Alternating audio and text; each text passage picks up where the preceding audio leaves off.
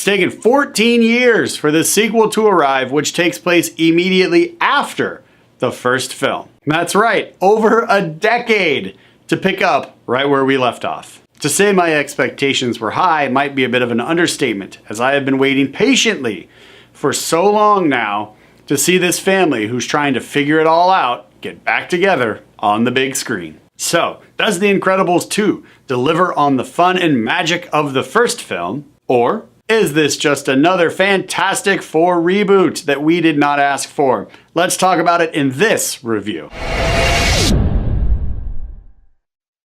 This movie met my expectation and then surprised me by going for just a little bit more. The most surprising thing for me in this movie was the fact that even 14 years later, it didn't feel like any time had passed at all.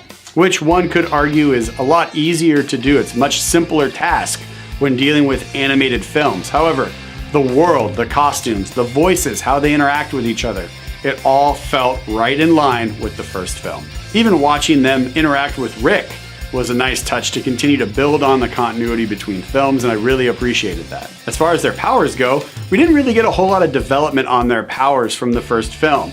We do get to see a lot from baby Jack Jack as well as Violet. For the most part, we get to see Violet using her powers as defense, creating shields. But in this film, we actually get to see her throw a couple bolts of energy as an attack instead of just defense. Baby Jack Jack was the standout character, the most revealing as far as powers go, as we get to see him shoot lasers from his eyes, replicate himself, grow to enormous size, turn into a walking fire baby, as well as a demon baby, and to top it all off, he's able to teleport between dimensions. That's right, we find out there are other dimensions now in this universe, which means there could be a Bizarro Incredibles family somewhere out there, because we now have established that other dimensions exist, and baby Jack Jack can walk through them. Continuing with baby Jack Jack, the entire scene he has with the raccoon was probably my favorite in the entire movie.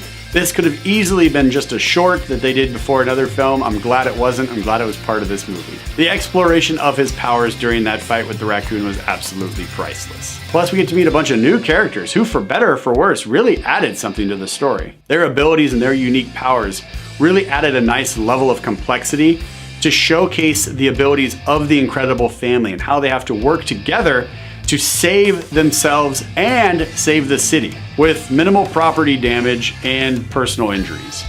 I did have some concerns though going into this film because the trailers led me to believe that the story might be a rehashing of the first film, where we see Mr. Incredible having to be a normal guy and do normal guy things. And that's kind of true for this story, except he's not just a normal guy waiting to be called to be the hero.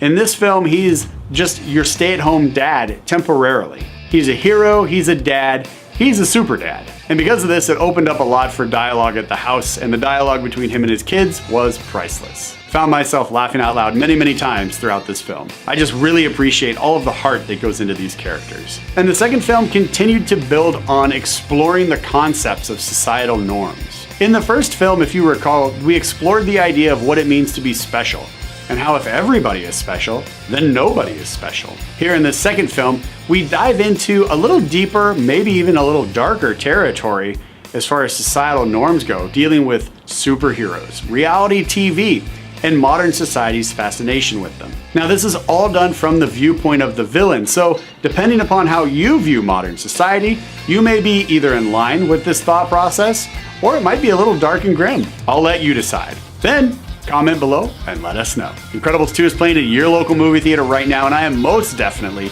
recommending that once this is done, you get off the couch, out of your cubicle, off the chair, away from your beanbag, maybe even out of your hammock, and you get to the theater to enjoy this film on the big screen. There's so many fun moments and surprises in this film. I thought I knew who the villain was. Then as we're going through the story, I just adjusted slightly who I thought the villain was.